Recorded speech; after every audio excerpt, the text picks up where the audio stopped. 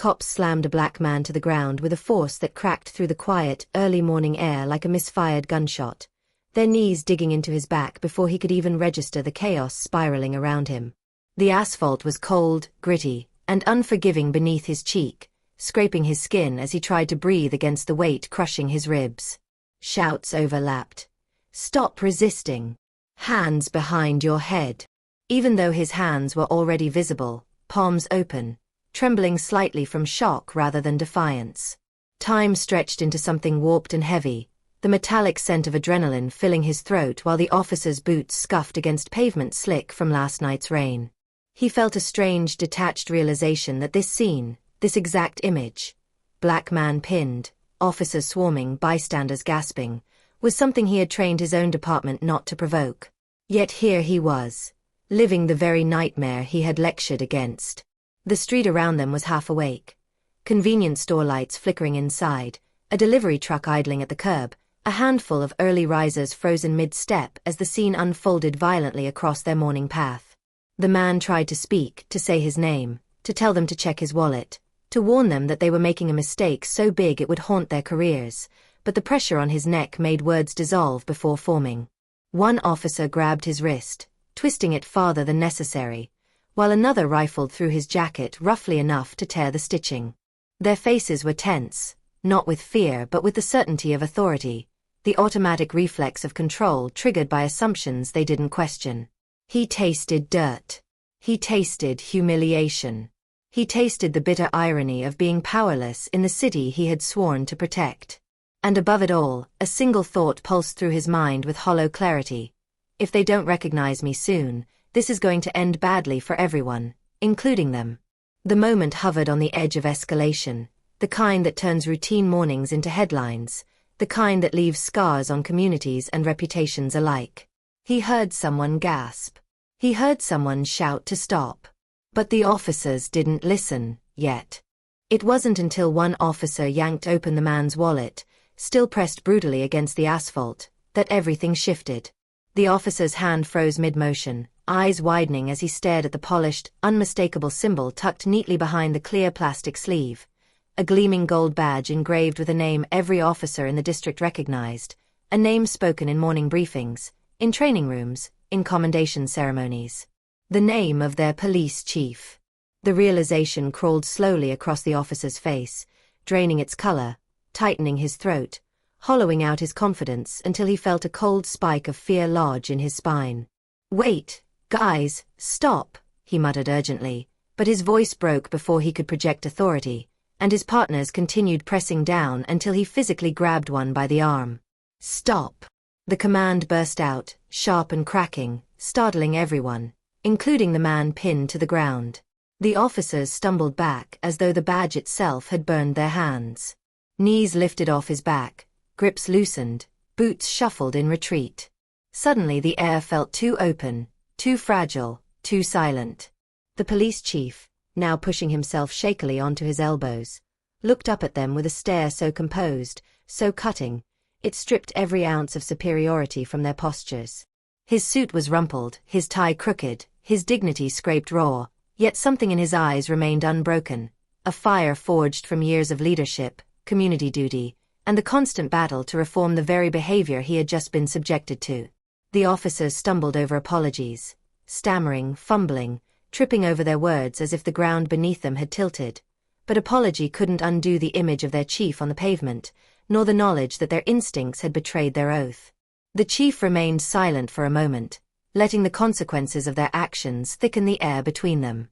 And in that silence, the officers felt exposed, not because they had made a mistake, but because their mistake revealed something deeper, uglier, more rooted in habit than training. Suddenly the world around them seemed painfully aware, the bystanders with phones out, the delivery driver frozen mid-step, the elderly man shaking his head in disappointment. Every pair of eyes had witnessed not merely an error but a revelation. When the chief finally stood, slow and deliberate, brushing dirt from his coat, he didn't speak right away. His silence wasn't passive, it was deliberate, heavy with the weight of both disappointment and restraint. The officers felt as though they were shrinking under a gaze sharper than reprimand. This was the gaze of a man forced to confront, in real time, the cracks in the system he had spent years trying to repair.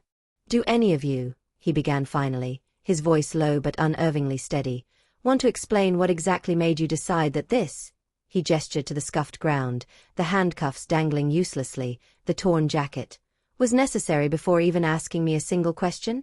His words were not shouted. They were carved. The officers shifted uncomfortably, their training manuals suddenly feeling miles away from their instincts.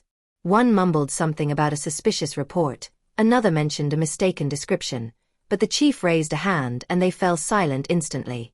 "No," he said. "I'm not asking for excuses. I'm asking you to recognize the moment your judgment was replaced by assumption." His tone was not vengeful. It was urgent. He explained, without anger yet with undeniable authority, that policing required a level of discipline deeper than muscle memory. It required thought before force, dialogue before domination, and awareness beyond surface categories. The chief could feel the sting throbbing in his jaw from where it hit the pavement, but deeper than physical pain was the realization that this incident wasn't isolated. It was a symptom, a warning, a mirror. He turned to the bystanders, apologizing to them with an etiquette none of the officers could have predicted, acknowledging the fear and frustration they must have felt watching authority misuse itself. A few nodded in respect, others looked relieved that someone in power understood the gravity of what had happened. The chief breathed deeply, steadying himself as he addressed the officers again. "This isn't about embarrassment," he said quietly. "This is about responsibility. Mine. Yours. All of ours." And with that, he ordered them back to the precinct, not suspended yet, but required to report for immediate review. The walk to the patrol car felt like a march toward their own reflection, the moment forcing them to confront a truth they had avoided for too long. Later, inside the precinct's conference room, the air thickened with tension as the chief retold the incident not as a personal humiliation but as a critical lesson. He didn't raise his voice. He didn't leverage his status. Instead, he dissected every detail with clinical precision. How their approach lacked communication, how their escalation began without verifying identity, how they had allowed perceived threat to guide their hands instead of protocol. He spoke of implicit bias, not to shame them, but to confront a reality that thrived in silence.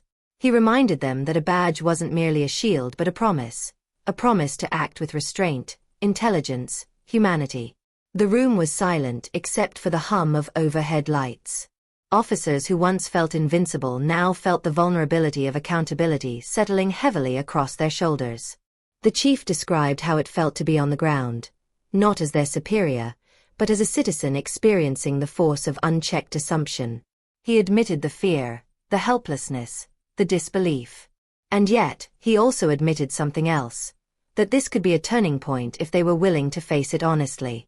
He outlined new training sessions, scenario evaluations, and mandatory community engagement workshops. He insisted on transparency with the public, announcing that the incident, though embarrassing, would not be hidden or minimized. Real leadership, he told them, is not shown when everything goes right. It's shown when everything goes wrong and we choose to grow instead of hide. By the time he finished, the room felt transformed, not absolved, but awakened. The officers left with heavy minds and humbled spirits, realizing that the man they had pinned down had not sought revenge but reform. And as the chief walked out of the precinct, stepping into the cool evening air, he knew the incident would remain etched in their memories, not as a scandal, but as a moment when truth struck harder than force, and change began on the very pavement where he had been thrown.